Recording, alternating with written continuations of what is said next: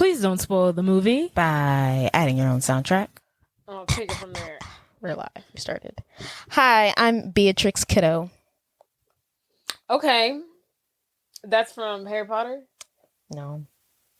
Beatrix isn't from Harry Potter? No. But there is someone in Harry Potter named Beatrix, but that's not the Beatrix I'm talking about. Alright, we'll come back to you later. Hi, my name is... Drumroll, please. No, we can't do a pre-umpted drum roll. This is me stalling for more time. Oh, she's still crying. Oh my goodness. SpongeBob! Terrible name, but fine. Is that from the hit the best I classic could do. SpongeBob? From the hit classic Bikini Bottom. Live from Bikini. Beatrix Kiddo is from Kill Bill. That was her name. Beatrix Kiddo. Beatrix Kiddo. That was her name? Mm-hmm. Wasn't it Black Mamba? Right, that was her code name. Her real name was Beatrix Kiddo. Oh, that was her real name? Yeah, that was her birth name. Okay, and I chose the name SpongeBob because there's this show that airs on Nickelodeon. It's about, believe it or not, it's about a sponge. And he lives in the sea. You know what the craziest part about SpongeBob is? What? You could go a long time without really understanding or really like, oh, he's actually a sponge. Like, to me, I think because people watched it as a child and didn't really grasp them, and so now, as an adult, it still doesn't really. Yeah, but it's like he's just, you know, like that. To me, it was like, oh yeah, he's actually a sponge. When that episode when he gets really sick, and that he has the suds. Yeah, he has the suds, and that guy cleans them with it, and I was like, this man is really a sponge, you know? Yeah, it's not just like a name; he's actually a sponge. Yeah, it's crazy. Patrick Star is actually a star. No, he's not a star. He's a starfish. He's a starfish. Yeah. It's not a star. Okay. Bottom.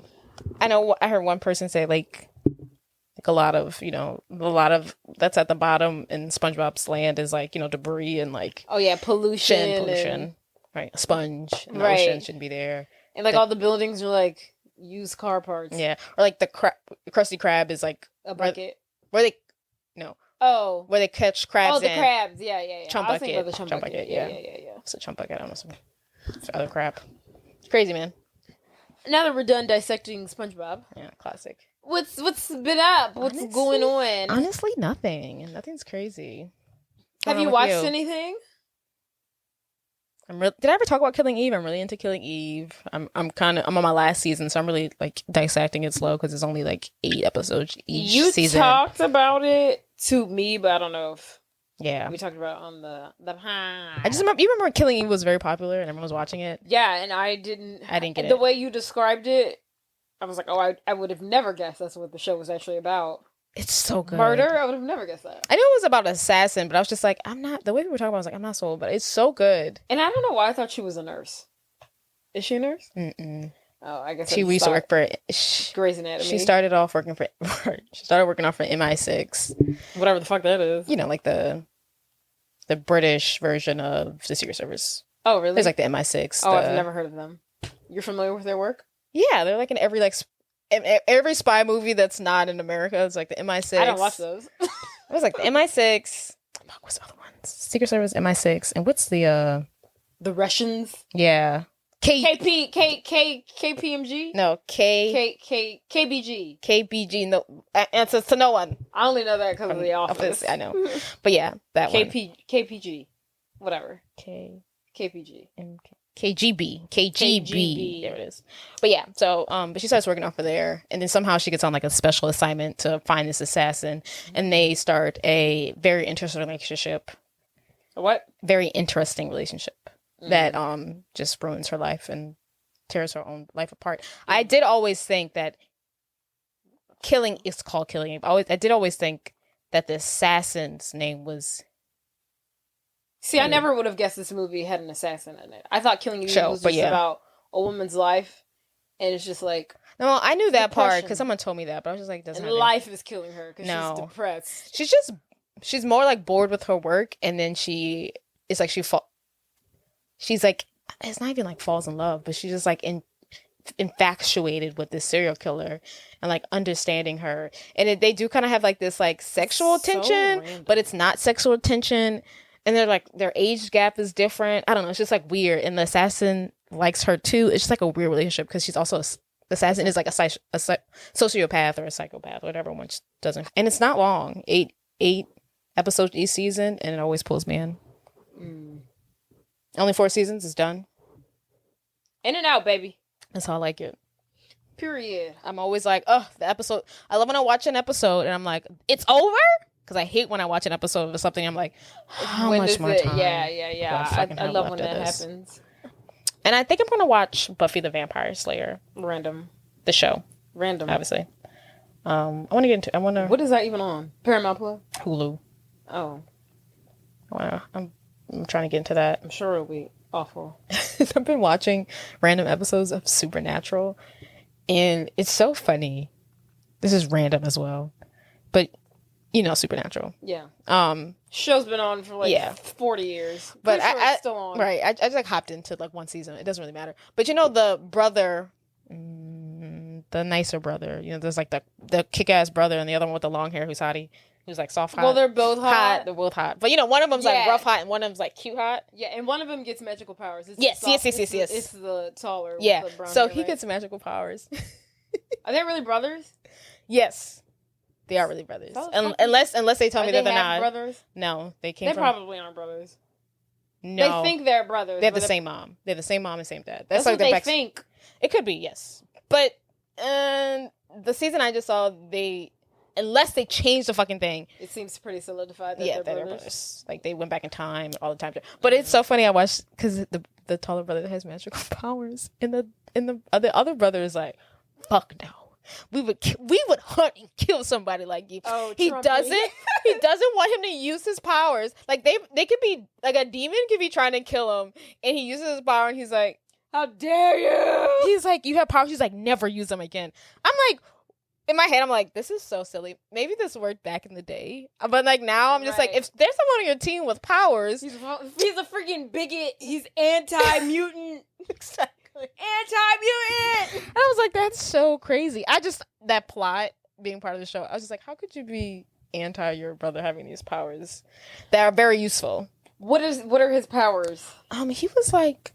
He's like possessed by a demon or like some demon put his blood in him. His demon, his mom made a deal with some demon, and the demon was like, I get to do something to your firstborn. I don't know. He's got he's got like, I don't know. He can like kill a demon with his brain and like do all these and like push nothing crazy. Sounds like she made a pretty solid deal with this guy. So that's who's older.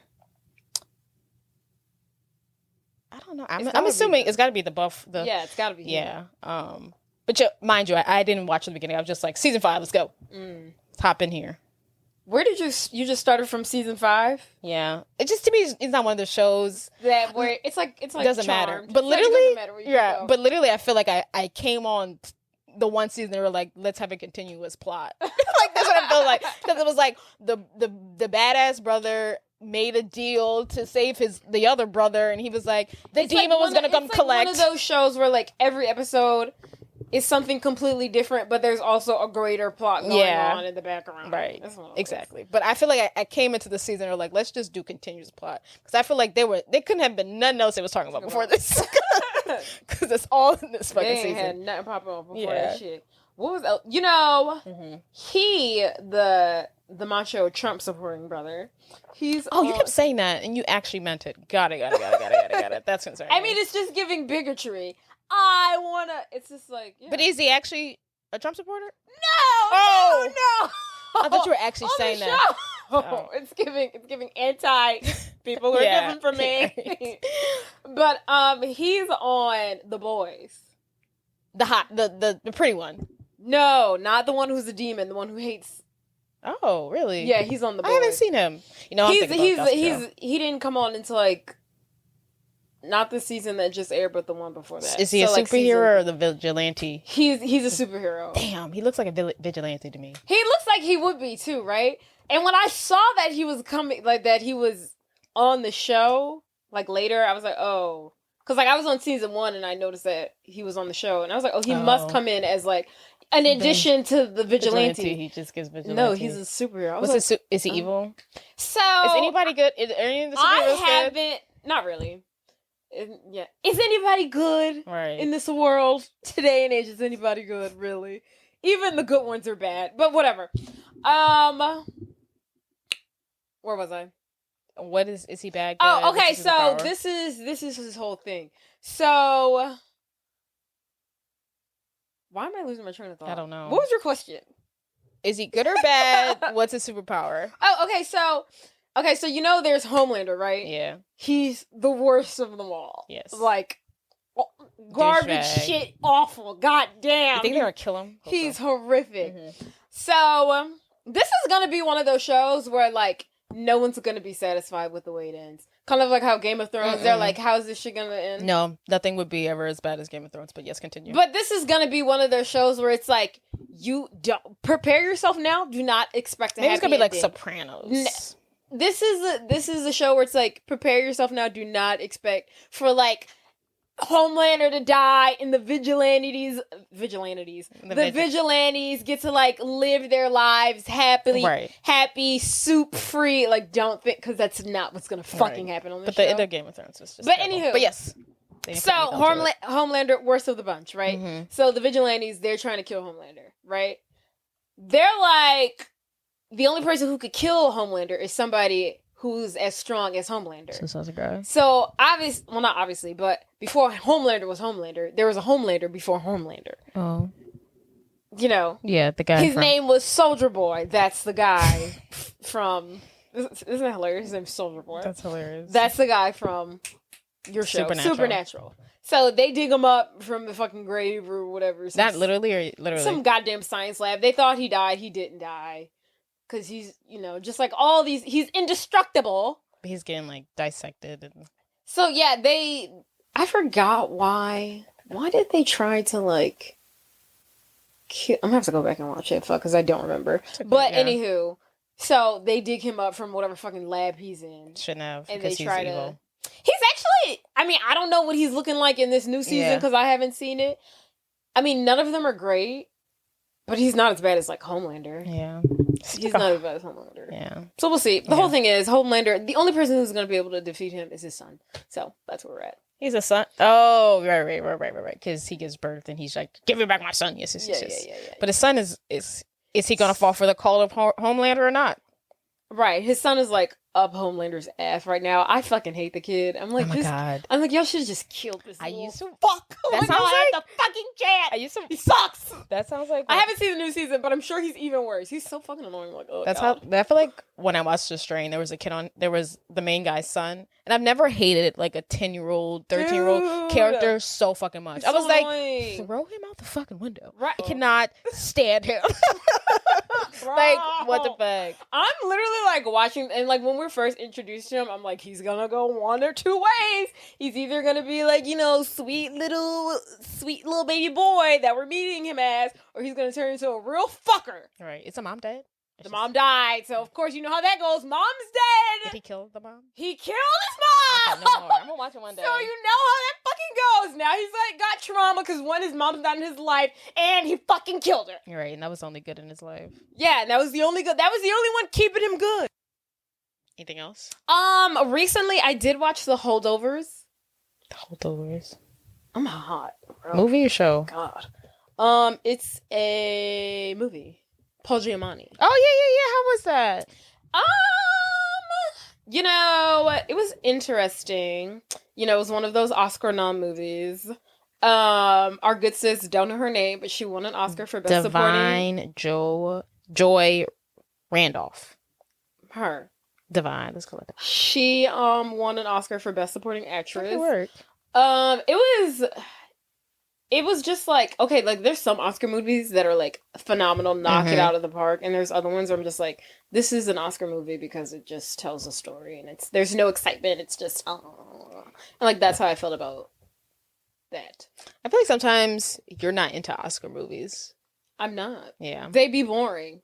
I feel like this is a movie I would love, and I'd be like, oh my God, it's the most beautiful movie ever. It wasn't.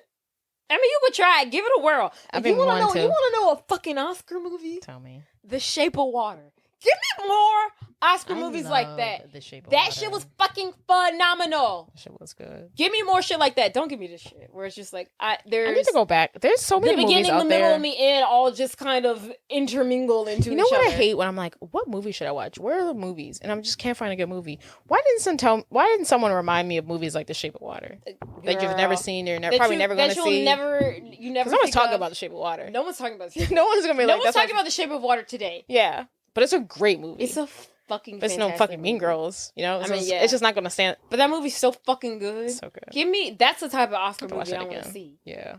But it was cool. You know. Yeah. Also, I want to point out that our sis who won the Oscar, they made her speak with the worst fucking Massachusetts wannabe Boston accent I've ever heard in my entire life. It was so god awful. I've ever heard a black person with a Boston accent. I was like, why the fuck are they making her do this? Because Paul Giamatti doesn't have one. None of these fucking shithead students have one. The main boy who he befriends doesn't have one. Why is she the only one with this awful Boston accent? It was so bad. That's how they told her. They said, if you want this Oscar, bitch, you're going to have to do an accent. It was so fucking bad. It was so bad.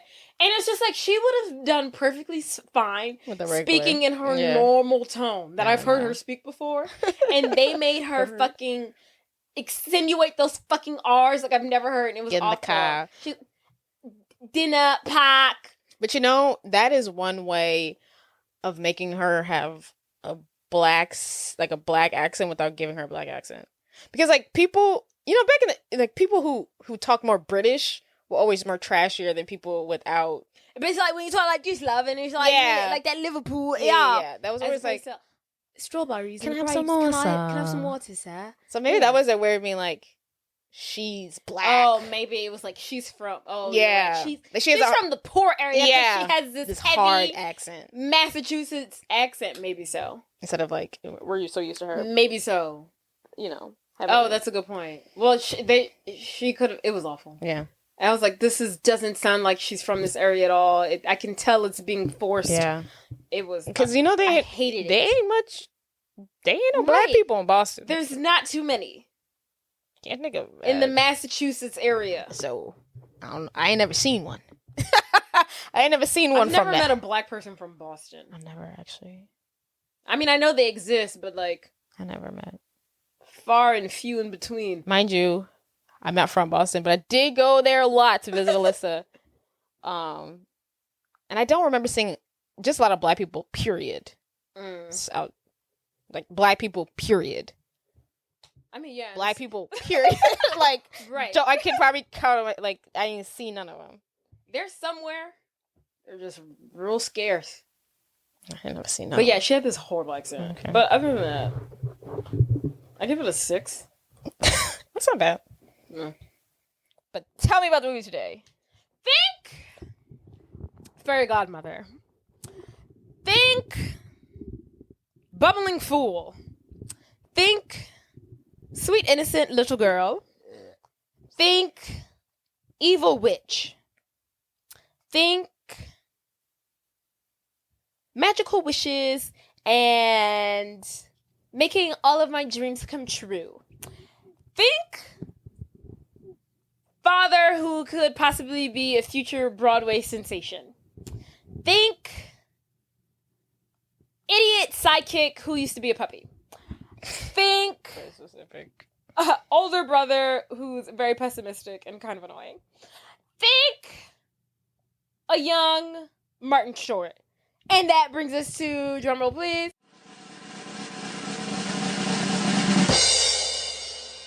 A Simple Wish. Woohoo! And don't forget to rate, subscribe, follow us on YouTube, Instagram, TikTok. We have a Pinterest that I post on sometimes. Facebook. Did I say that one already?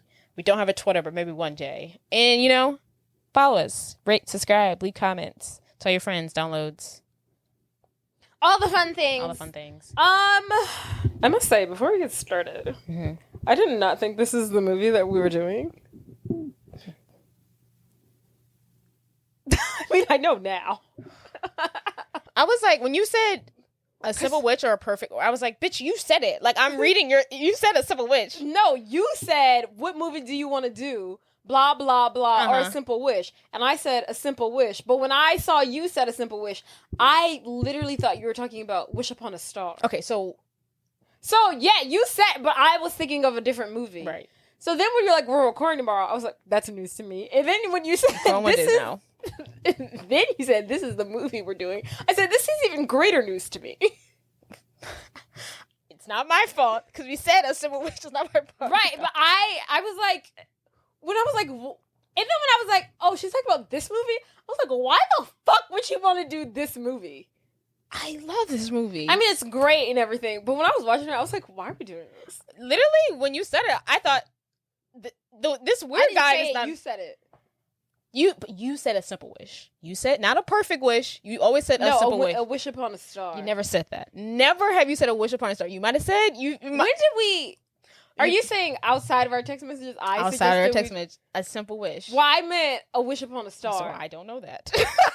I meant another movie. But I'm just saying, this whole time you always said a simple wish, and you were. This is a simple wish. Literally, halfway into the movie, I was about to text you, and be like, "Can we fucking change it?" I was just like, this is fucking...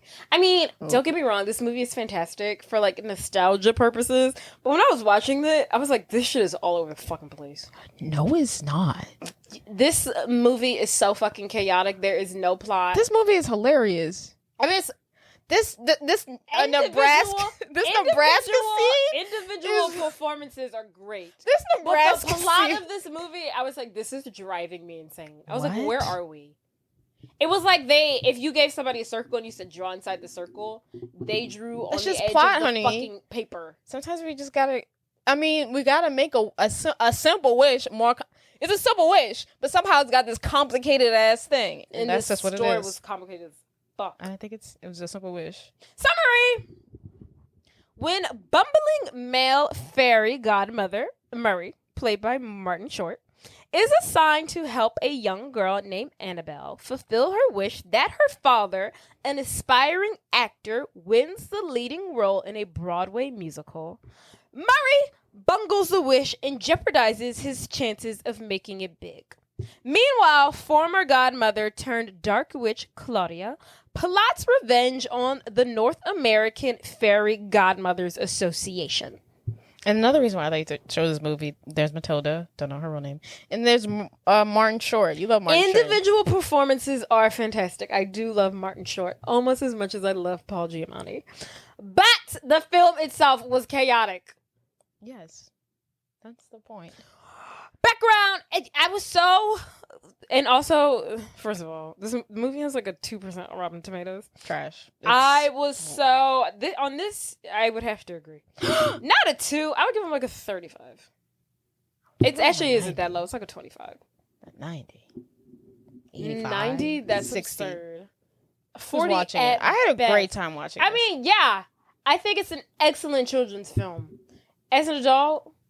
I was just like, what is going on? I was just getting frustrated because nothing was cohesive. It was driving me insane.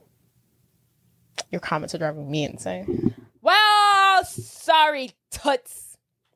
Sorry, toots. I mean, maybe I shouldn't be taking this movie so seriously. Yeah, a calm children's down. fantasy film. I was like, when have we ever gave a fuck? I mean, you're right, but this, I don't know. Maybe I was just really pissed off at the thought that I was like, this is not the movie that I thought we were doing, so I already went into it with reservations. Yeah, that's probably what the it film is a 1997 American children's fantasy comedy.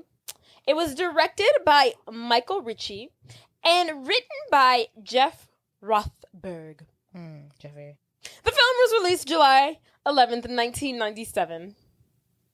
And that's really all I could scrape up. Do you want to talk about who's in it? The girl, the child star? I mean, obviously...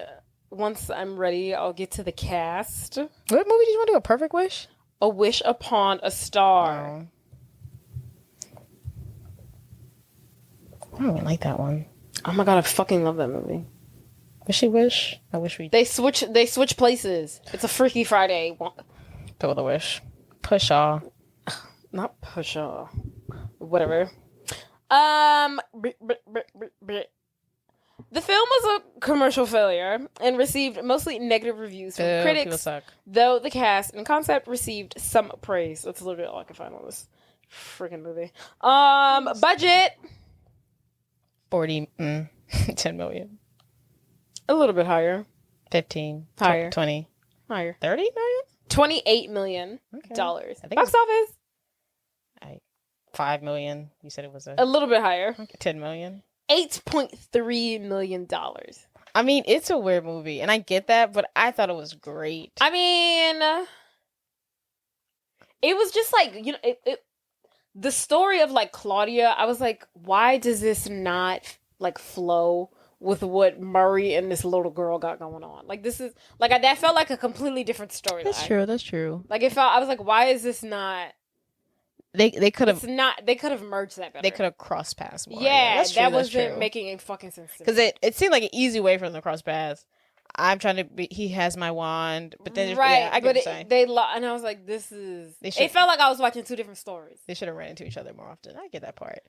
I will say some parts where I was like, some scenes I was like, this scene is so fucking long. I love the Nebraska scene, but I was like, oh, we're spending a lot of time in Nebraska. I didn't think it was that long, but I do enjoy the Nebraska scene. I love the Nebraska scene, but also when they get to Claudia's house, I was like, this is a long fucking time we've been at this lady's house, right? And it's like Nothing's happening. Nothing big is happening. We're not leading up to something big. You know how I felt when I was watching this movie? I felt like whoever wrote it literally would write one thing, and they were just like writing as they went. Like, they were just writing as they go. And like, now I'll have her go to the refrigerator, and then now I'll make her go to the park, and now I'll make this random rabbit appear. It just felt like there was no start, middle, finish. I was like, what the fuck is happening? Fair. Cast Martin Short as Murray, the first male fairy godmother. I don't know how accurate that is. What? I don't know if he's the first male. Does he say that? Yeah. I think that's, there was no men at that convention. I just feel like he's not the first, though. I just feel like there's not many of them. I would say that I think accurate. he's like the only one in his cohort. No, because I feel like every movie there's a fairy godmother movie at this point is always a man, like the Rock movie when he was a fairy. Like, it's just they're always women. Yeah. So I would say he was the first male. I guess. Sure Mara Wilson, our sweet, sweet baby angel from Matilda, and Mrs. Doubtfire in this movie. Yes. And she's in something else. Matilda. What else? The Simple Wish. Mrs. Doubtfire. Maybe that's it though. Maybe those are her three trifectas. Okay, Mary Wilson as Anabel Greening. Catherine Turner as Claudia, a former fairy godmother turned witch who seeks revenge for having her wand taken away. Robert Pastorelli as Oliver Greening, Annabelle and Charlie's father, who works as a coachman and dreams of becoming a Broadway star. Might I say? Mm-hmm. Wonderful. The highlight of this film, however, singing. It's majestic. It is gorgeous. I could have started crying. Like, honestly, I could. Like, if I had a 2 glasses of wine, I was going through something, and I wanted to fast forward to that part. Beautiful. I don't think I've heard anything like it. He makes me want to go see he makes me like, I feel like I've never seen a Broadway play. With that kind of performance? Yes. That kind of yeah. I was like, I need to go see a sad ass Broadway play, because I've only seen, we've seen like the High Stepper. We've only seen, Wicked, and the Book of Mormon. Bitch, we need to see the ones where they're getting their heads chopped off. Where they'd be like, we got the backers. we can't piss off the backers. Whatever that shit is. Like, we have to hire the star. I think I watched this movie like not too long ago, maybe a few years ago, like 2 or 3 years ago, and that was like my first time seeing it since we're like 8. Yeah. And I don't remember him being like, that's not what was my takeaway as a child from this movie was his phenomenal acting. I remember I remember him on stage. I do remember him being on stage in that outfit, that little carriage outfit. that, but I don't remember his performance. When I watched that shit for the first time a few years ago, I was searching on YouTube for more. I was Googling him singing. Robert Pastorelli. Did you find it? No, I couldn't find anything. Really? Sad fact about Robert Pastorelli. He died. We lost him in 2004. When this movie came out? 1997. So it was an after. How old was he? He was 49 years old. Damn, that's young. 49? Yeah, he died from a narcotics overdose. Whoa, that is really sad. That's really sad. Oh, that breaks my heart. No, it broke my heart. I was like, oh my God, Robert!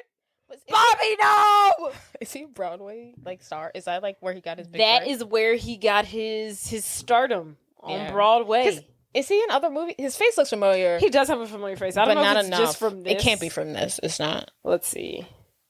Beverly Hills Cops 2, never seen that. Dances with Wolves, never seen that. It's been a while. Sister Act 2, Back in the Habit. Oh, who the fuck could he be in that one? Joey Bustamino? I don't know who the hell he could be playing in Sister Act. Unless he was a child in Sister Act, doesn't make any sense. Unless he's one of the students. No, he definitely wasn't one of the children. He couldn't be a teacher because all teachers are nuns. I mean, that movie, Sister Act 2, came out 2 years before Simple Wish. No, I can't think of it. Unless he was playing a priest in it, which I think I know all the priests in that movie. Okay, anywho. That's so sad. What a beautiful voice. Of course he fucking overdosed. Just with a voice like that, you gotta have some trauma.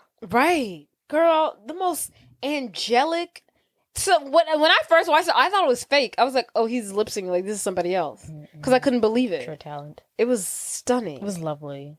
It's, oh my God. Because I think fucking what's the name of the play? It's Two Cities. I think it's supposed to be like Tale of Two Cities. Yeah. But it's not, right? I've never seen that movie. Have you ever seen it? I read ever read that? I read the book. What's it about? Girl, it's been a while, but those books are always a whole bunch of done. Oh, it's giving Les Mis. That's what it was giving. That's what I was like. He'd be perfect for Les Mis. Yeah, but I'm pretty sure the Tale of Two Cities is they're sitting in an apartment and this shit happens. But you know those old books were. Well, I'm trying to figure out why he gets his head cut off at the fucking end. I don't remember. That's a good point. But those books are always just there's a lot of detail and everything was beautiful and the last 50 pages be you slept with my brother. There's a lady living in the attic. Your ex-wife is living. It was mostly boring shit until the very end. Well, so yeah, we lost our friend. Oh, R.I.P. What a lovely man. Mr. Pastorelli. Gorgeous voice. This one's out to you. What's his name? Robert Pastorelli. This one's out to you, Robert. This episode is dedicated to you. Makes me really sad. That fucking voice, gorgeous. We'll never be able to hear it ever again. The world will never be able to experience that voice. And it's so funny when you say when he started singing, I was like, he should do Les Mis. It's like that ballad, just I'm just singing to a stage. Fucking stunning. R.I.P. dude. Okay. Amanda Plummer as Boots, a dog enchanted by Claudia into a human woman who serves as her mistress. I don't know about mistress. Loyal, her servant. Francis Capra, Francis, the brother, as Charlie Greening, Oliver's son and Annabelle's older brother.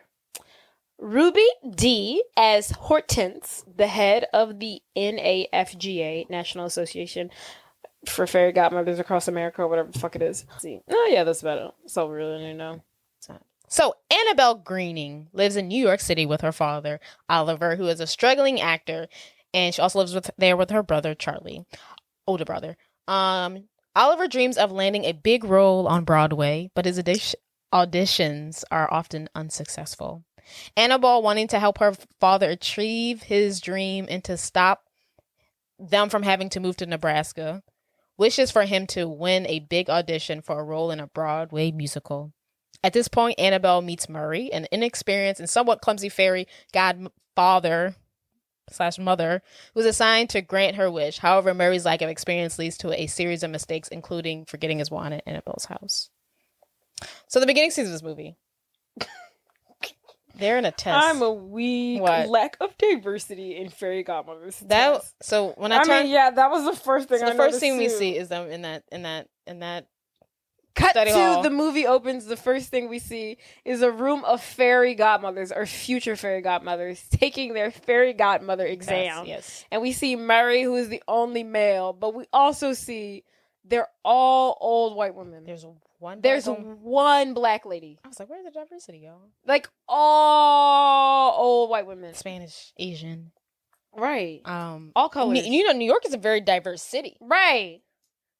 So where's the diversity y'all in are this serving a bunch of diverse little kids. Right. If this was Nebraska, okay. Yeah, sure. We gotta match the demographics. Sure. Bitch, this is New York City. Right. Where are all the colors? Right. Where are the POCs? Right. That's right. That's the first thing I noticed. And so the first thing we read is Murray. How do you think Murray made it to become a fairy godmother? He passed the damn exam. But how do you get recruited for such a thing? I don't know, because there is that scene where Annabelle's like, I want to be a fairy godmother when I grew up, and I was waiting for him to be like, that's not how it works. Like, I thought you had to be magical.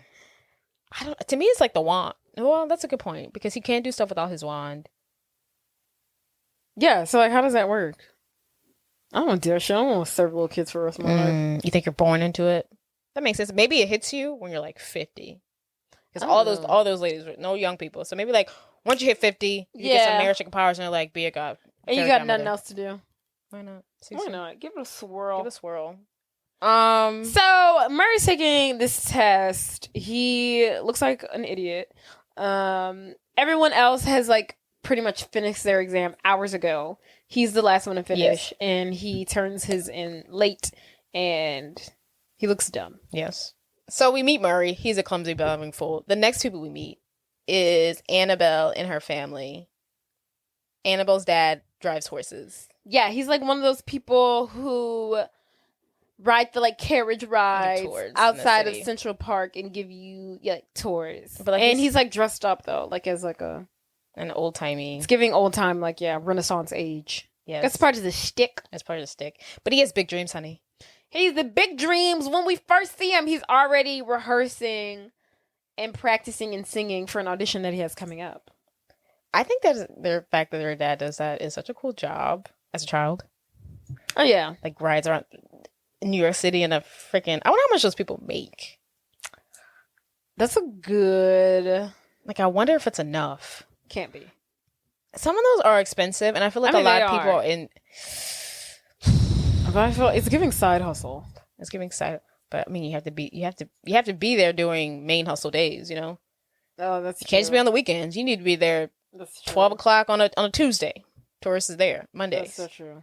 But I don't know if he's making money from it. But that is his main gig, so he can, so he can focus on his dreams of becoming a Broadway star. Do you think he can make it with that voice, bitch? He can go anywhere. Yes. So the first thing we see is like he goes to audition. He's apparently at this he's at this theater. The people already have someone in mind, this big name guy. Right. So the producer or the director of the play has already kind of promised his like backers that he will, in order for them to make the play or produce the play, that he will have his lead as this like big Hollywood star. So, Annabelle's dad is already kind of like, the odds are already against him because it's like, really, why are you even auditioning? Because they're already promising this role to a celebrity. But he auditions anyway, and he knocks it out of the park. Because of that voice, honey. And then the director is like, you were confusingly great. And so now the director is like, well, maybe we should consider him again. And then his assistant is like, no. We can't. We told your backers. But you can't do that, honey. That we're going with this famous rich celebrity guy. Boo. And then so ultimately they tell Oliver, Annabelle's daddy, that they'll give him a call. And then while their father is performing and auditioning, the older brother, Charlie, tells Annabelle, if you don't get this job, that we move to Nebraska, huh? And he gonna work for Uncle Louie at the shipyard, turning horses into glue. It's so sad. Not the glue part. I don't have anything for that. But the fact that he's like, I have to give up on his dream and move to Nebraska. That is so sad. He's not Nebraska, honey. He's a big I just star. don't understand.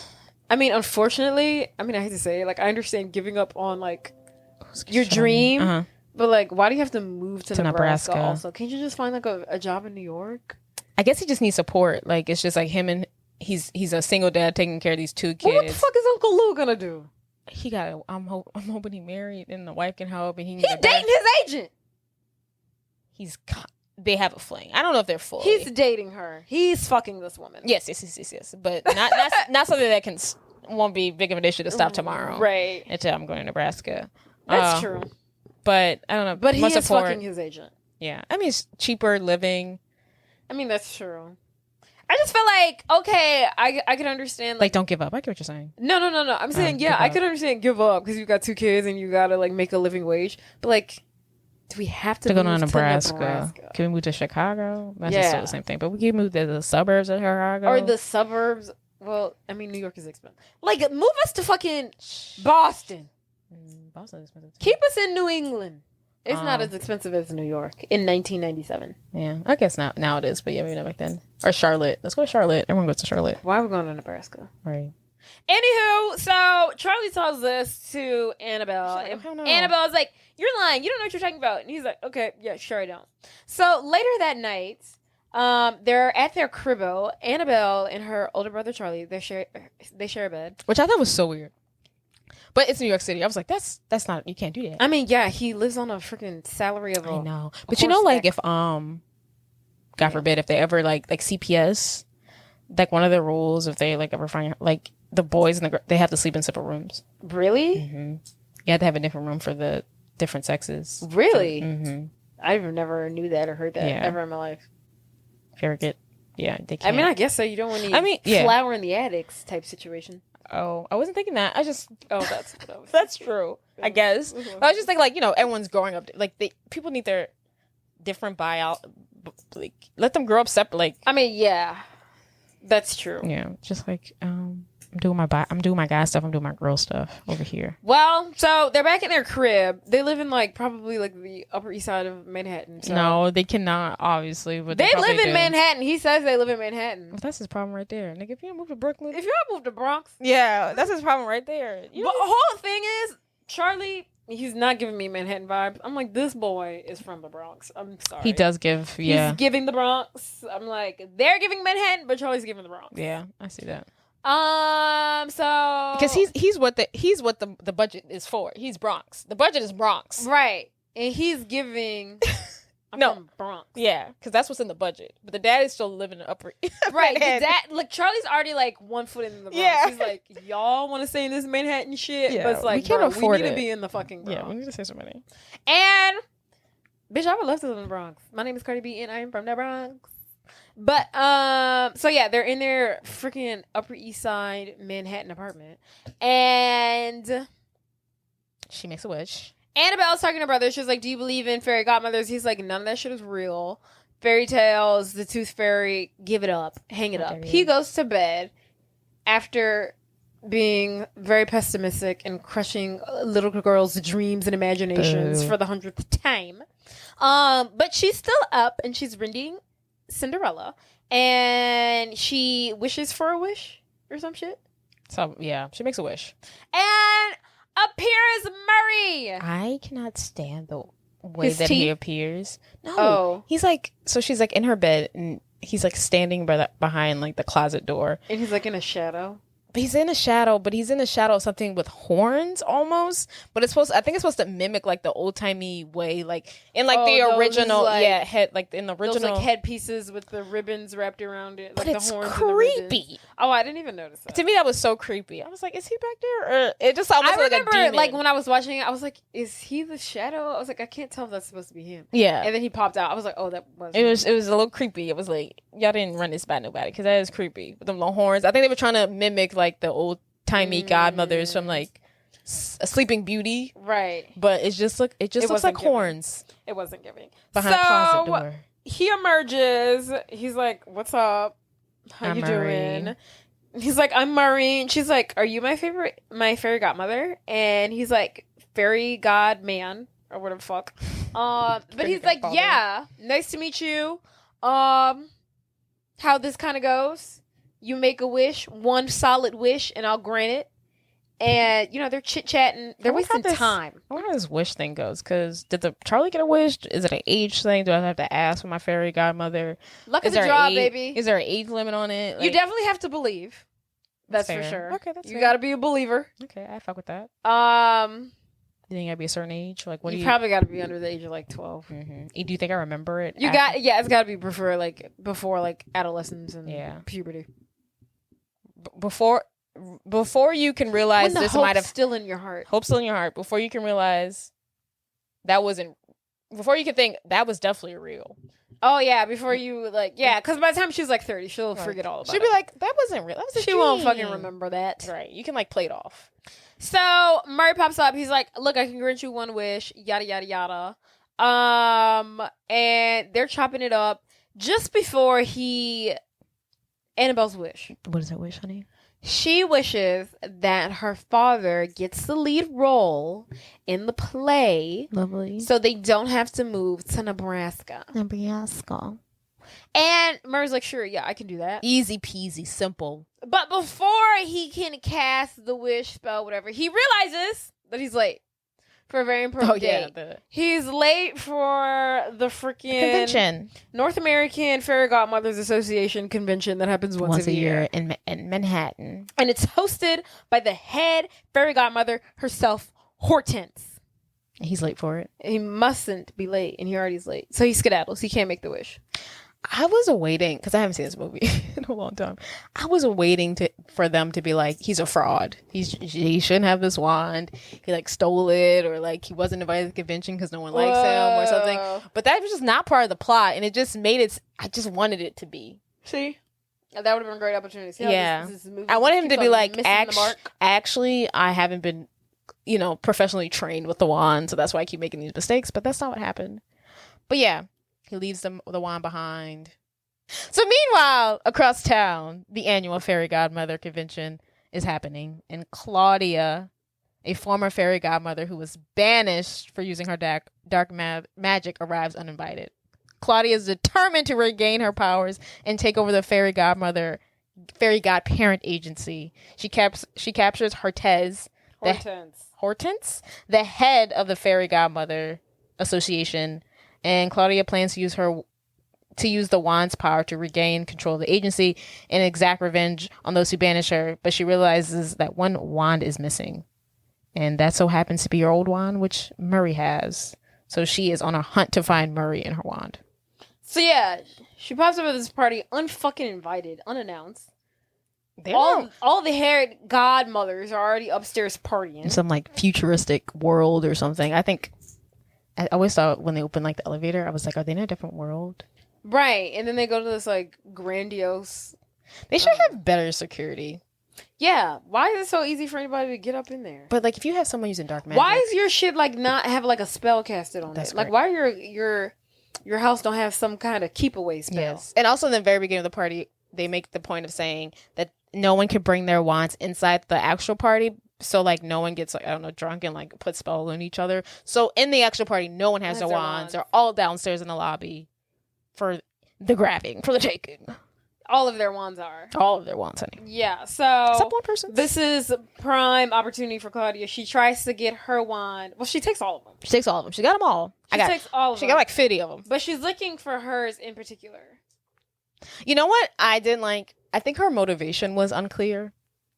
Exactly. You want your wand for what? So she could do bad shit. She's a dark magician, but she was saying that she wants to be able to control white magic as well to like get all of the things together. But to me, it just didn't make enough sense. I don't know. Because this movie didn't make any sense.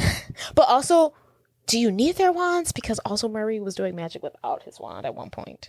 Exactly. This movie has no consistency whatsoever. That's what drove me insane. And I'm like, can no one else make a wand? Like, I get, because at one point she's trying to destroy the wands. Is there no, like, Harry Potter, I go to the wand shop and I get me a new wand. These are the only wands ever, like. How does this work? Yeah, like, if you destroy these 50, because they were using wands. This is like why I didn't understand that. What I didn't understand is, why is you mean to tell me y'all took away Claudia's wand and y'all gave it to Murray? Why do we not have enough money in the budget to make a new one? Right. I'm giving yours to some, like you're getting a hand-me-down wand, which makes me think, okay, there's only 50 wands in the Manhattan area, yeah, and there's the metropolitan area. Like, what the fuck? It doesn't make any sense. So. This bitch want her wand. She want her wand. So she grabbed all the wands. All her wands. And in the process, Hortense catches her. Down and catches her. Her being the dark witch that she is, she puts a spell on Hortense, removing like all the bones in her body. So she's just like a rubbery... She's flat. ...thing of flesh. And she seals her mouth up with bricks. That image... I always... is burned in my head. fucking brain. Now that is some that creepy bitch shit. With no fucking bones in her body and bricks in her mouth is creepy. Has always been sealed. Yeah, I didn't like that one. If I remember anything from this movie, it's that fucking part. Because it's so fucking weird. It's so weird. It's creepy. It is creepy. And like the CGI is like terrible. Yes. Oh yeah, and then we meet only a big thing that happens is that we meet Claudia's minion, which is a girl who used to be a dog and now she's her minion. Yeah, it used to be her dog and she turned her into a human. And she just still acts like a dog. And she's always in, when I think of this movie, I kind of like always think about her too for whatever reason. Her character, but not necessarily her. You know, she's in Get a Clue. She's the teacher in Get a Clue. Right. She's in something else too, where she plays somebody like creepy or like dark. Gotta figure this out. Let's see. Get a clue. There's nothing you can do. She is really creepy in Get a Clue. Or she's not creepy. She is in Pulp Fiction, but you haven't seen Pulp Fiction. That's not what we're talking about. Oof, I have no idea what you're talking about. Something else that I saw recently, and I was like, maybe. What is she doing in Pulp Fiction? She holds the gun. When Samuel L. Jackson's in the diner, it must have been that then. And I was like, oh, that's the lady from Get a Clue. Okay, yeah. It must have been that. Yeah, we did watch that together. I've always seen Pulp Fiction. She hasn't. Just so everyone knows. Yes, I have not seen Pulp Fiction, so sue me. Okay. Back to this. So, realizing his mistake, Murray meets up with Anabel at her school to get his wand back, and is upset to see that it's broken because earlier her brother was playing. Charlie broke it. And he fell and he broke it. But he still owes Anabel her one wish. So he's like, okay, I'll transport us to wherever your dad is because in order to do this wish, I need to be so and so within 100 feet of him. He said he needs to be within 100 feet of the beneficiary of the wish. That's crazy to me. You think? What the fuck can you do? You can't. I can only get one wish. You gotta be within 100 feet of the goddamn wish. I feel like it helps. And then you can't even, as a fairy godmother, which he was telling her earlier, that he can't even like do any magic for his own like gain. Which as simple as oh, I'm thirsty. Let me pull this glass of water out of thin air. He can't even do that. I think that's great. I think that's. Could you imagine if a fairy godmother was like, I want to change the election and I want this person to win? I'm not talking that deep. I'm talking about. I am. I'm talking about. These are provisions that are necessary. I would love a cheeseburger right now. Boop. But I can't do that. That's insane to me. It's the little. Starts with a cheeseburger. Then it's the car. Then it's the house. Right, then it's the money. Then it's rigging the election. Then I want your husband, and it just so on and so forth. I guess this is how Claudia got here. That's how you get to black magic. Oh, I thought you were going to say that's how black people ended up this way. I was like, I'm not a Mormon. Just kidding. I'm not kidding, actually, because they're racist. You're going to have to cut that out. Fine, but Mormons do believe that people came back black because in the past life, they didn't fight for God, and that's what they believed until 10 years ago. And that's a fact. That's fair. You're going to have to cut that out. So he still owes her this one wish, and he's like, okay, we got to be in 100 feet, so I'm going to transport us to Plaza Hotel. I need you, Anabel, to think of where we're going, and boo bop bam, we end up in Nebraska. I love the Nebraska scene. 10 out of 10 to me. The school scene, I don't really get anything from it, besides I'm sure that teachers traumatized. I love when they teleport to Nebraska and they're in the schoolhouse and all of the colorful papers are flying around them. I like that. Like a tornado. I was surprised that he was actually able to do something with the wand, that it was broken and glued together, and the way she fucking glued that shit together was ridiculous. She's a child. It was pissing. I was like, oh. To me, the wand doesn't make any sense though. If it works fine, broken or not, what's the point of the wand? But also, so these wishes only work because Anabel has to visualize the wish. Yeah, that's what I'm saying. That's too much weird. going on. You gotta be within 100 feet of the motherfucker. She's gotta envision the wish. You're asking for too much. I feel like I'm doing all the work. What are you doing actually as a fairy godmother? Because to me, it really doesn't sound like sense. anything. To me, this just sounds like manifestation. This doesn't sound like fucking magic. You know, maybe in the end, she had the power all along, and that's what we needed to know. Honestly, I think that's what happens here. Because I really don't see how Murray really did anything in this film. So the part that really confuses me, he's like, okay, let's go to the Plaza Hotel. She's like, let's take the subway. And he's like, what does he say? Have wand. I forgot. Oh, fuck. Have wand, no travel?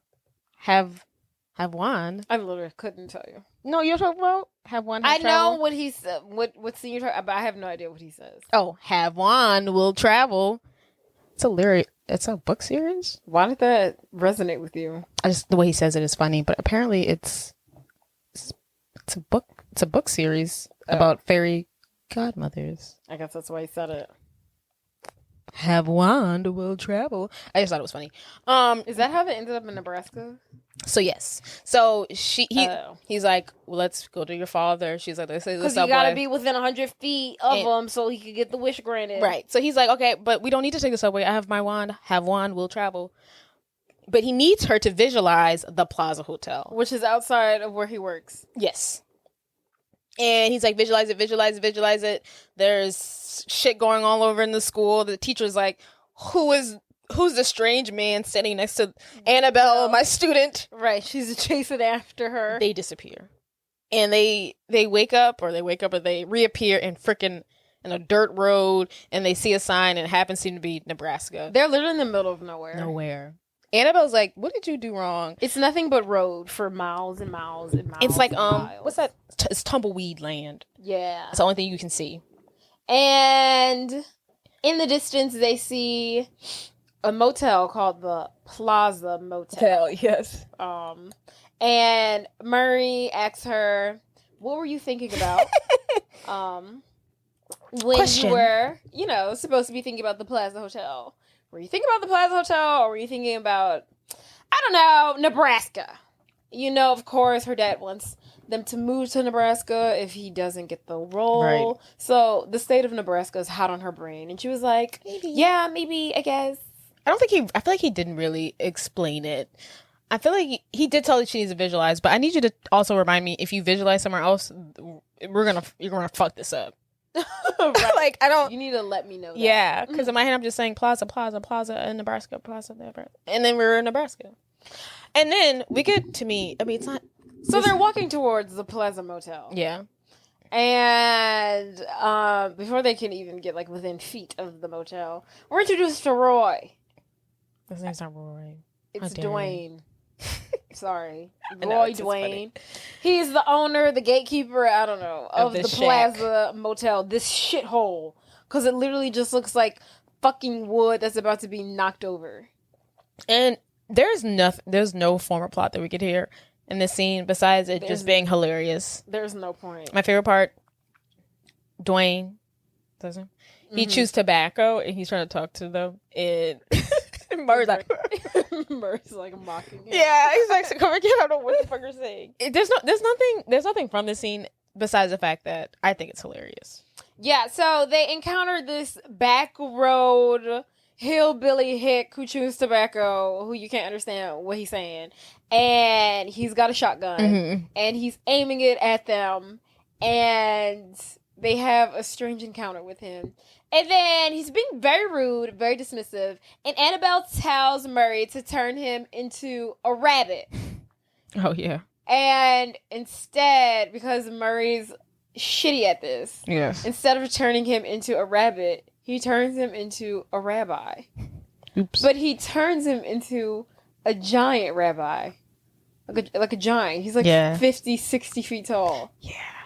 And luckily they were able to get out of there before he kills them. I thought that shit was hilarious. This man, she said rabbit. And he turned him into a rabbi. Like, whose fault is that? Like, what are you thinking? Right. You're blaming this shit on me. We're in Nebraska because of me, but you just turned this man into a 50-foot giant. Yes. But luckily, he's able to transport them to the place they need to be outside of the Plaza Hotel in New York City. Well, actually, they're at the zoo first, but nonetheless, they're back in New York City. They find Annabelle's father. He is doing some kind of tour, taking photos of tourists. And Murray's like, okay, here we go. Visualize what you want. Let's do this.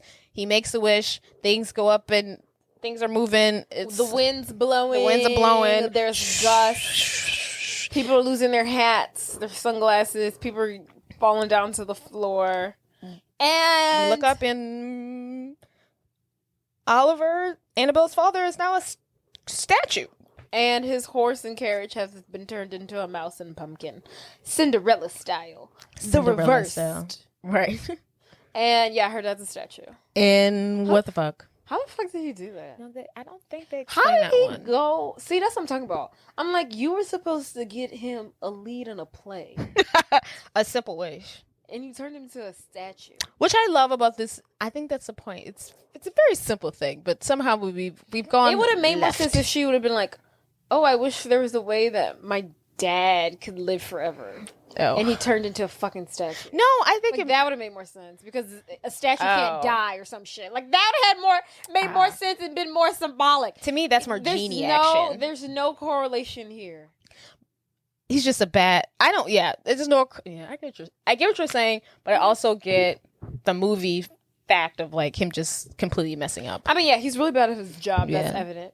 And so now Oliver, he's a statue. Annabelle is taking this all pretty well.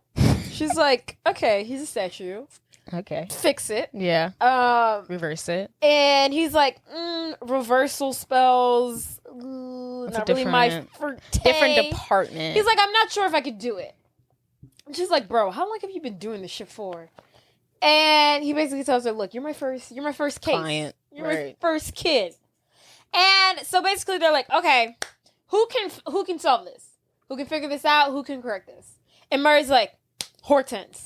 She's the leader of the fucking fairies. She's got this shit. She'll know what to do. Yes. They go to her crib. Also, Charlie. Not Charlie. Oh, and then he's just with him.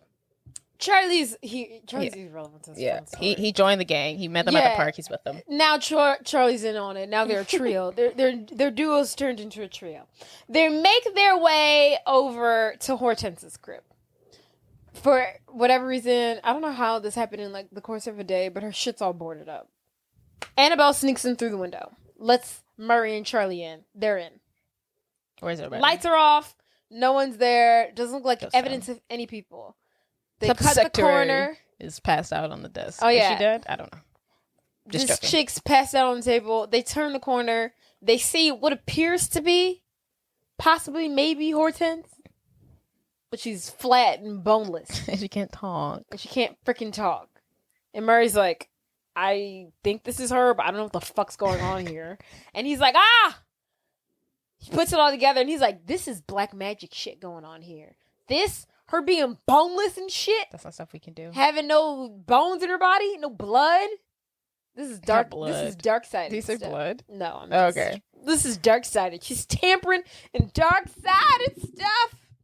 The devil. She's not a Christian. Dark-sided. Anybody who's a Christian, you could stay in my home. You are not. You're tampering that dark-sided stuff. Get out. You know what? It's kind of embarrassing. Is that not for me? It's just like I've seen her before. In person? Yeah. I forgot where I was, but I've seen her before. Really? Yeah. You know, she's from Louisiana. I know she's from Louisiana. It's just like, damn, I'm from the same state she's from. Is this wild? Dude. Back to the thingy. Back to the matter. So they take out the bricks in Hortense's mouth. And Hortense. I like Hortense, but Hortense, I don't know. Both aren't names to me. Anyway, Hortense tells them the situation. Claudia came. She took the wands. We're in great jeopardy. Help, help, help. And she also tells Annabelle, because Annabelle's like, hey, can you help with this situation? Because, you know, like, I got Murray right here, and he's not really up to par. Is there anything you can do about this? And she's like, you know, usually yes. But, and, you know, we have a lot going on. This is our... In retrospect, there's a lot. Yeah, there's a lot going on right now. I'm flat. But I will tell you that if you don't get your dad from being a statue back to being a human by, let's say, 12 tonight, he will be like that forever. I hate to tell you, there are no refunds, no returns, no exchanges, and no additional wishes. All sales are final. Yeah, all sales are final. She didn't say all that, but anyway, but she does say, girl, you got to tonight. And you know, okay, so this is also what didn't make any sense to me. So they leave Hortense's crib. Yeah. Oh, they leave her flat? I would imagine, because I feel like they could have turned her, but it's dark magic. I don't know. That's not even what I want to talk about. They leave her house, and Anabel is talking to Murray, and she tells him that she told Hortense that they would get them wands. Right. From Claudia's All house. the wands. Anabel, this ain't got nothing to do with you, baby. This ain't none of your business. Them wands have nothing to do with what you have going on here. Your goal needs to be getting your father turned back into a human being. Yeah. Why? This lady didn't offer to fucking help you. She said you're fucked. Why are you offering to help her? She just told you, oh, tough tits. Right. Toots. Your dad's gonna be a fucking statue at midnight if you don't get your shit in order. That's all she gave you. And you're telling her, oh, in the midst of me trying to realive my father, we'll get these wands back for you. We don't have time for that. I don't know what we have time for, but bitch, it can't be that. Oh my God, that pissed me off. I was like, why are we doing this? Why are you agreeing to such a thing? This is why this movie didn't make any sense. Because if y'all had made it, if them actually getting the wands would have been like the solution to them, her realiving her father, that would have made sense. But y'all added an extra task. And then why didn't that had nothing to do with them? And where are the other godmothers? Are they just locked upstairs? Can we let them go? Yeah, and where are these other godmothers? And I feel like they could be of more help. Also, if they have, from what I've seen, they have power without their wands. Can we all come together to first, take on Claudia, second, get my dad back? Can we work something out? Like, right. It's ridiculous. I don't think we need the wands. Right. My dad's gonna be stuck here at midnight. I can get your wands any fucking time. Okay. Right. I will write an article to the New Yorker if you don't get this figured out, and I will tarnish this association. This Godmother National Panhellenic Council will be ended. Will be done. So they're off. But before they can, find, because they don't know what Claudia had. But the first thing at hand, I forgot to mention that, the dad sang earlier the other night for this person. He got a call back. Well, it's not really a call back. He didn't get the job, but they want to hear him sing again. The same night he gets turned to a statue, he's supposed to go sing for the producers of the show he auditioned for at 9:00. It is like 8:53. He's a statue. They decide, Annabelle's like, can we go to the theater? And I know you can't grant a wish, but can we do some sabotage action? Yeah. And Murray's like, totally. 10 out of 10.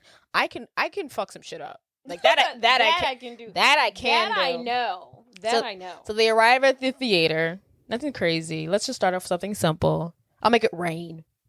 This is a production set. A little sprinkler action should shut everyone down so your dad can go back tomorrow because he's obviously not going to make it the cut today because he is a statue. Mm-hmm. So let's cut it like that. Okay?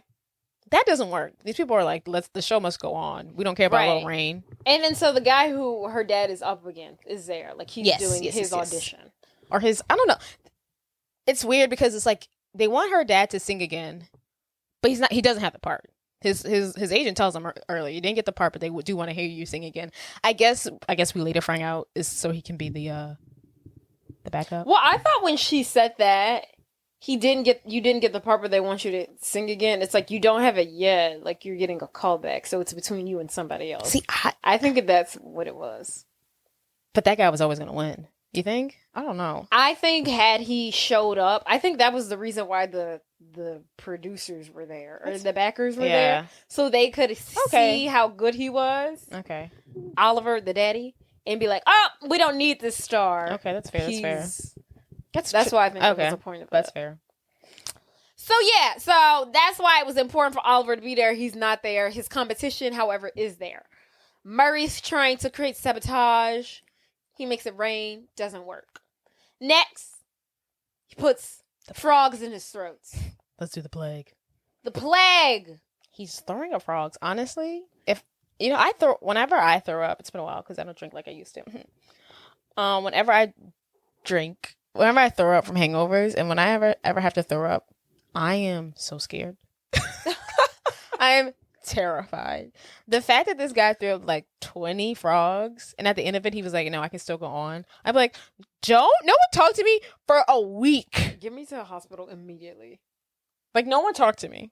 If I saw a human man throw up 20 frogs, It's the I'd be like, apocalypse. he's possessed. It's the apocalypse. I'm This like, is the we need to beginning. get the fuck out of here. Is this the first sign of the plague? Someone read me the Bible. And again. I can't remember. and that's what those producers did. They got the fuck out of there. Yeah. Also, I would have been like, I'm backing out of this production. Right. I'd have been like, this is an omen. This is an omen. This isn't gonna be promising. I know this is in like the spooky. What do you call it? The break a leg. What do you call it? Everyone's got a superstition. The superstitions of theater. But I'm gonna go ahead and add this because someone throwing up frogs is a no for me. And so the producers are making a run for it, because the main lead is throwing up fucking frogs, and he's like, I'm fine. The show must go on, and ultimately, even though Murray tried to slow it down, prevent this guy from getting the role, he still got it because Abigail, Annabelle's father was a no-show. He's a statue. What can you do? He's a statue. So everyone leaves, and they're still hanging out. And guess who shows up? Fucking Boots. Because she's Claudia's sidekick. That was once a dog. She's been sniffing out the wand. She finally finds it. She finds them at the theater, and she confronts them. Where's the fucking wand? Unbeknownst to her, they had recently dropped. They're sitting on the balcony. They had recently dropped it down below. Charlie's down there. He has a wand. She doesn't know that. They're like, we don't know where the wand is. Back away. Leave us alone. We don't want to do this. And she's like, where's the wand? But before... Sorry. One of their tasks was to always find where Claudia lived. Because they need to find where she lives to get the wands back. They do some reverse psychology to make on Boots, and it's easy because she has the brain of a dog. She's a dog, so she's stupid. So they're like, "Oh no, we don't want to go to Claudia. We're terrified. No." She's like, "I'm going to take you to Claudia," and they're like, "Oh no." So she takes them to Claudia's place. They wanted to go to Claudia all along, so they could get those wands. Yes, because they really need them. I don't like. There's no one else. Like we can't call like the Memphis office or like we can't call like a different convention association to come help us out because this is just the Manhattan, right? This is just the Manhattan area. But there's no one who can make a 30-minute drive with a wand. We don't know where the rest of the freaking godmothers are in fucking Hortense's flat. This is all we got. She got a phone book somewhere. But yes, we make it back to Cortez's home. No, Claudia's home. Who's Cortez? No. You're getting Hortense and Claudia confused. Yes. We make it back to Claudia's home. Unbeknownst to everyone, Oliver is on their tail. No. Charlie's right behind them because he's following them to the place. Oh, yeah. And this is to me where the movie gets muddled. Girl, I can't. I don't know what happens in this scene. What amount of significance happens in this? None. It's just a waste of space. They needed to get to 90 minutes. They need to get to 90 minutes. So they're at this lady's house for a long time. The main goal is to get the wands back. What happens while they're there? I don't fucking know. It's to get the wands back. That's all we need Claudia for, is to get these wands back. Murray technically has his wand.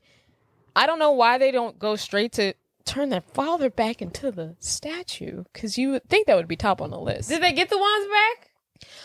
But why not go to where your dad is to try to turn him back into a human? Because we don't even need all the wands to turn it back to. Murray has his wand. That's what I was saying. That's true. Because we could have done this second. Exactly. That's true. This is more pressing because there's a time stamp on it. Yeah, you're right. 9:30 was his audition. They could have been that doing y'all this. just left. They could have been trying. And then he's frozen, stuck at 12, midnight. Right. You only have fucking 2.5 hours in between those two fucking times. The wands can wait. They could have waited. But anywho, their plan is to get these wands back because their time schedule's all fucked up. But that's another story. A lot of shit happens in this. Claudia tortures them by making them dance crazy. Woo, we're dancing. Woo, do ballerina dance. Her and Murray, because Charlie is outside keeping watch or whatever the fuck he's doing. that thing happens. Yeah, in the midst of all, there's so much shit happening in this unnecessary scene. Meanwhile, it's a lot of happenings. Annabelle's making a fake deal with Claudia, telling her, if you unfreeze my dad, I'll tell you where your wand is. Murray sucks. Which is Murray's wand. And Annabelle's not going to do it. She's just tricking Claudia. To buy some time. To do what? I don't fucking know. We just need time to get these wands. Meanwhile, Murray's talking to Boots and is like, you are not intimidating. I'm not scared of you. You'll never be a witch. And then Boots is like, Claudia said she was going to turn me into a witch. And then Murray's like, bitch, be so fucking for real. You're a fucking dog. She's not going to turn you into a fucking witch. You're lucky she turned you into a human.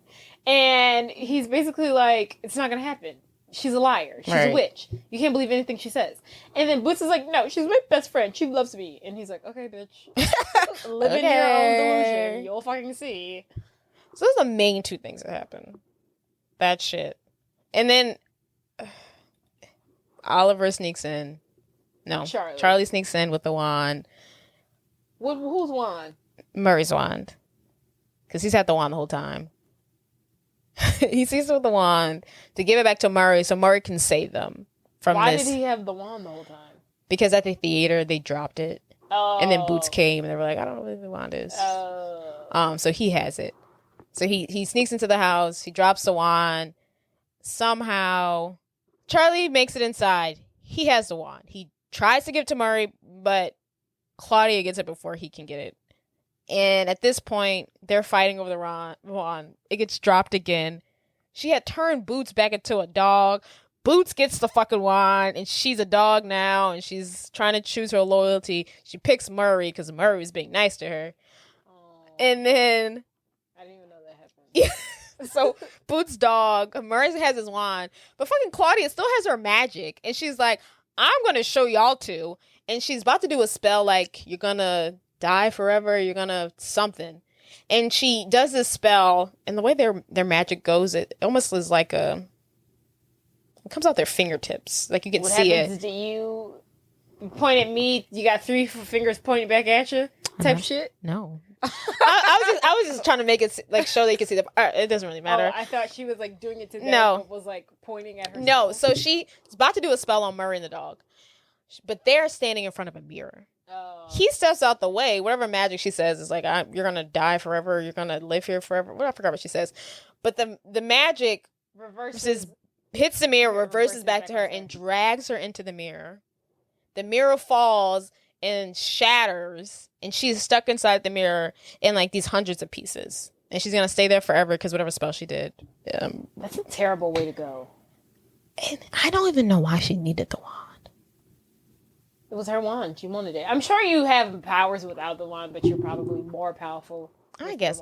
So mind you, throughout this whole thing, Boots starts burning the wands because the whole point was to burn the wands to get rid of them. But I guess she was gonna keep her wand. Yeah. Some plot holes, buddy. Because why even fool with the wand? Just go live your black magic life. You don't need this. She wanted to get rid of the fairy godmothers. So the start of it was getting rid of their wands. You know, and this is what happens when ambition kills. Because you could have went and lived your merry life. They wasn't gonna fuck with you if you hadn't fucked with them. Like, I mean, they couldn't have fucked with you because they didn't do anything. But this would have never happened if you would have mind yours and just went and did evil somewhere else. That's not what evil people do, though. I guess not. So that's why she shattered into 1,000 pieces. And she's gonna live in that. That fucking sucks. I'd rather forever die than be stuck in a broken ass mirror.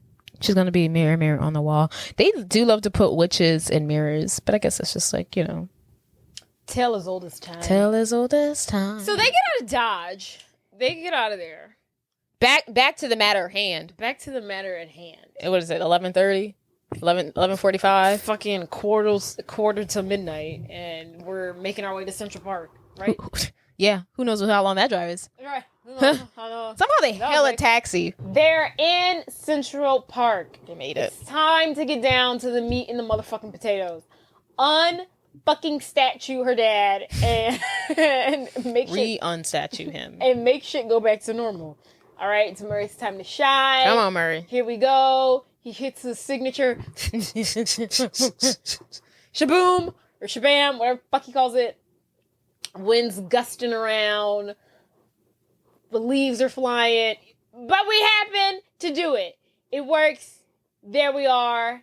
The freaking horse turns back into a horse. He's no longer a mouse. A pumpkin turns back into her dad's carriage. And now Oliver is now back to being a human and not a fucking We have statue. to mention that Murray's spell did not work. What are you talking about? He tried to do it by himself. It did not work. What the fuck happened? He tries. It doesn't work, obviously.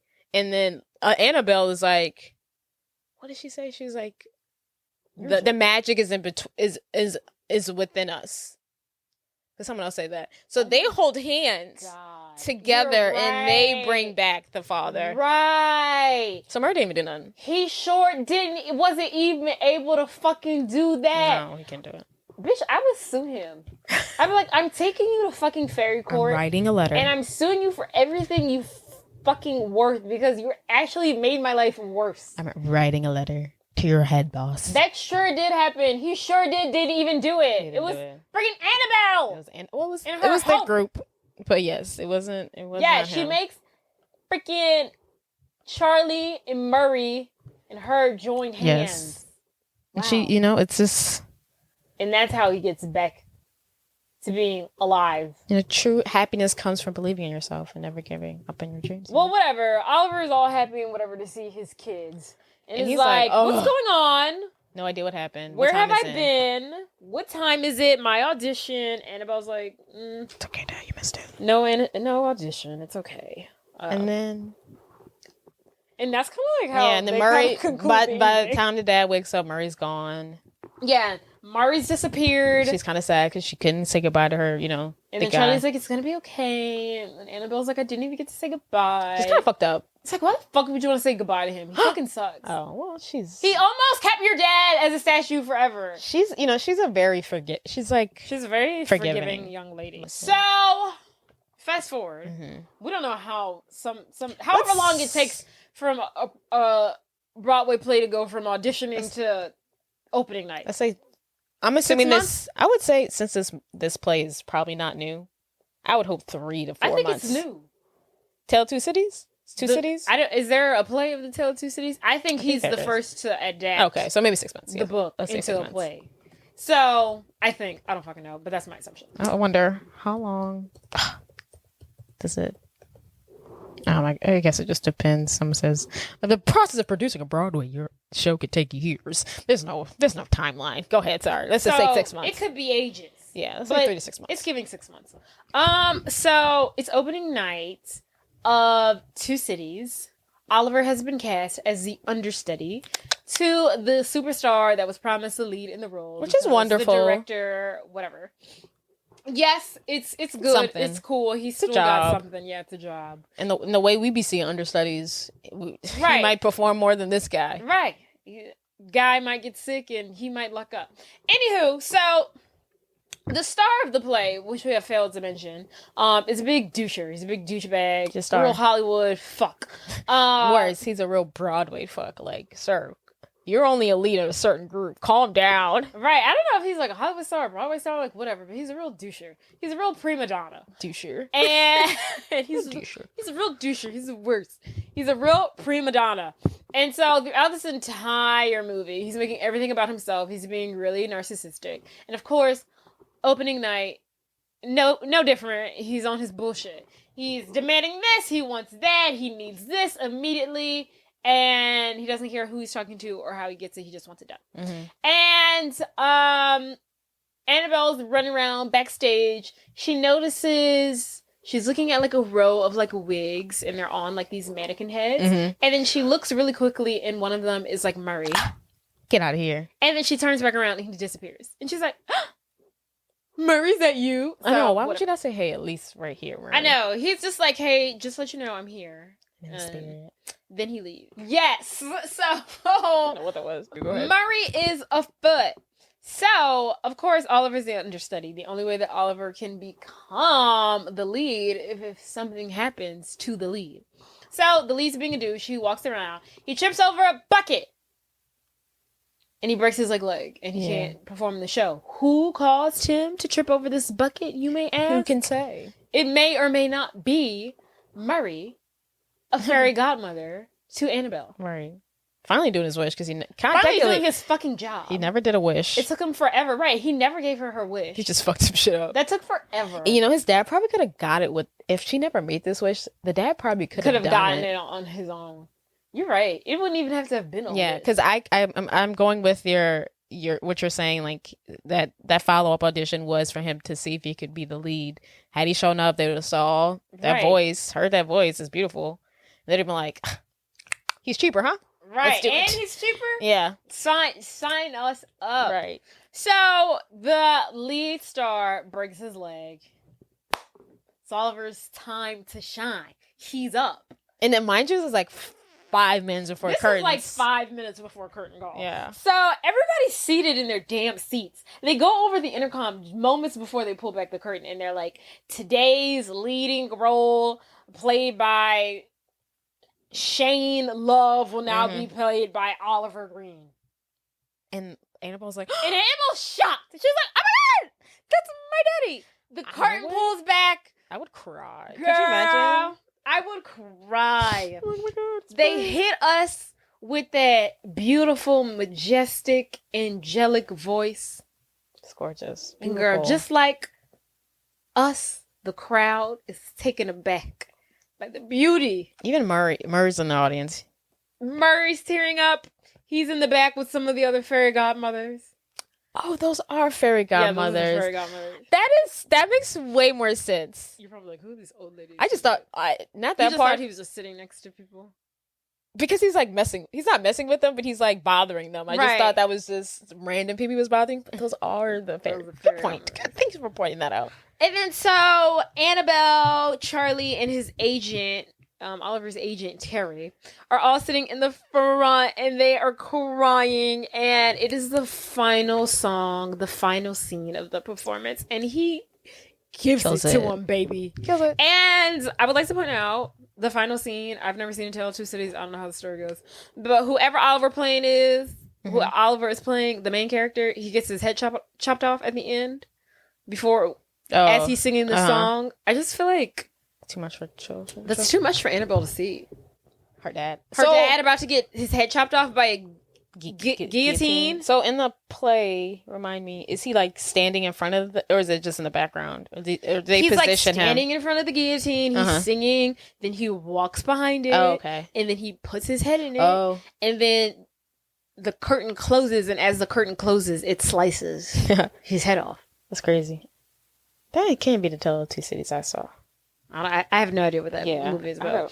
But the Tale of Two Cities I saw or read, that was way past. We get a standing ovation. Brava. Collapse all around. Everyone's happy. He's gonna be a star, honey. He's gonna be a star. I wonder if Broadway, like, real New York Broadway actors, if it's just a clout thing or do they be really making money? They definitely can't be making Hollywood money. Definitely not. Because I feel like they all try to come to Hollywood after they've had like a really good like Broadway stint. Yeah, they're like, okay, this is my time to make it to like Hollywood. It is crazy how Hollywood coin. Some actors, I'm like, bitch, you was on Hollywood, bitch. Or some actors, I'm like, bitch, you went to Hollywood. What? I think it's crazy how some actors come from Hollywood, and I had no idea.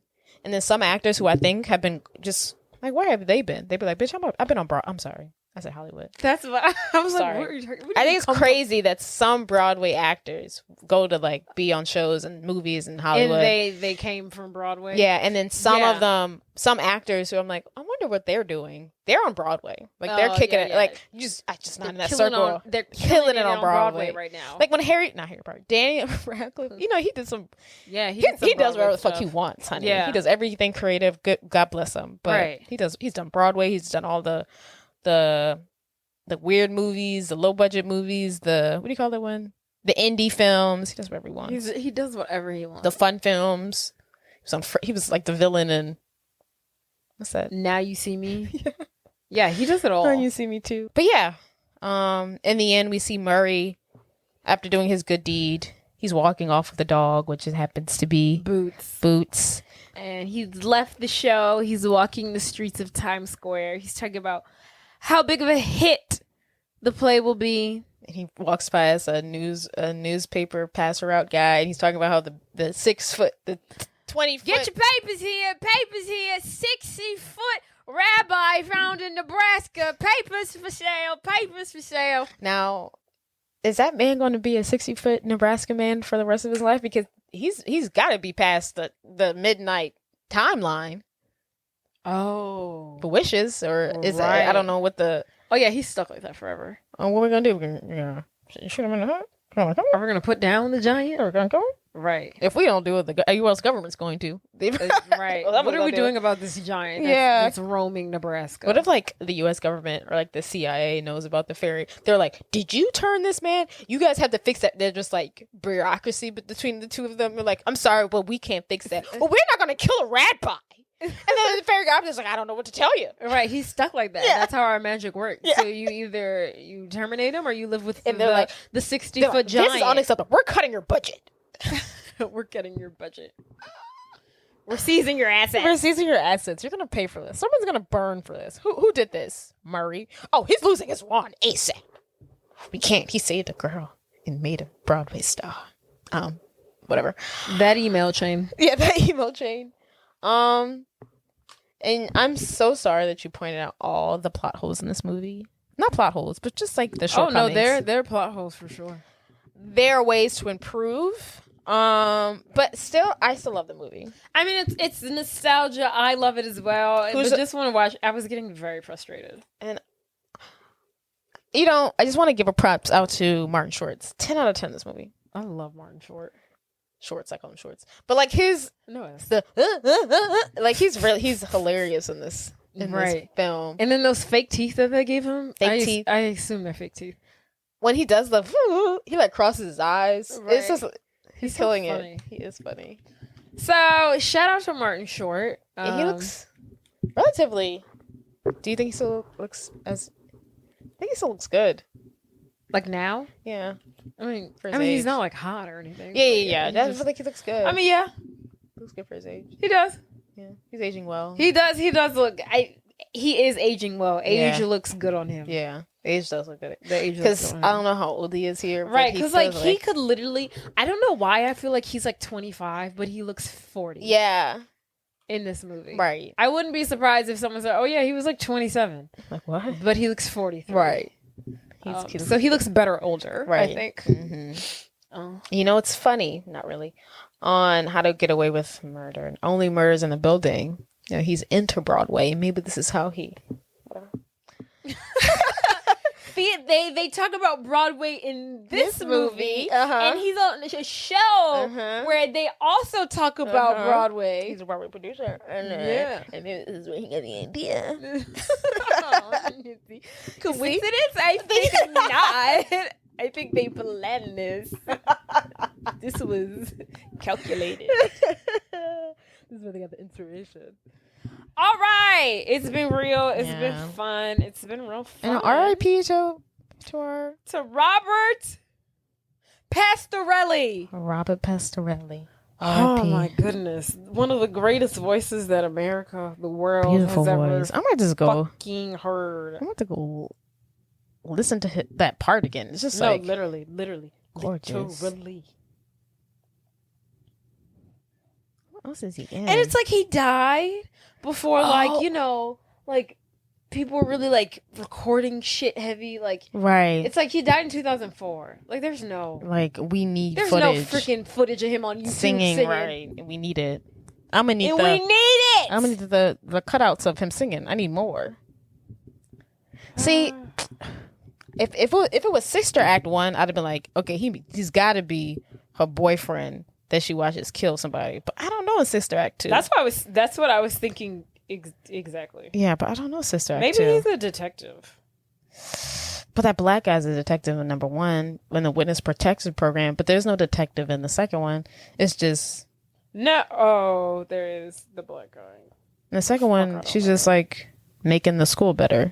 I wouldn't be surprised if he actually wasn't in this fucking movie. I wouldn't be surprised either. And this was mistakenly put on his Wikipedia page. Because he's got to be in Sister Act This Sister Act. Hopefully one day we can confirm these for you guys, but not today. Not today. All right. Toodaloo, motherfucker. Bye.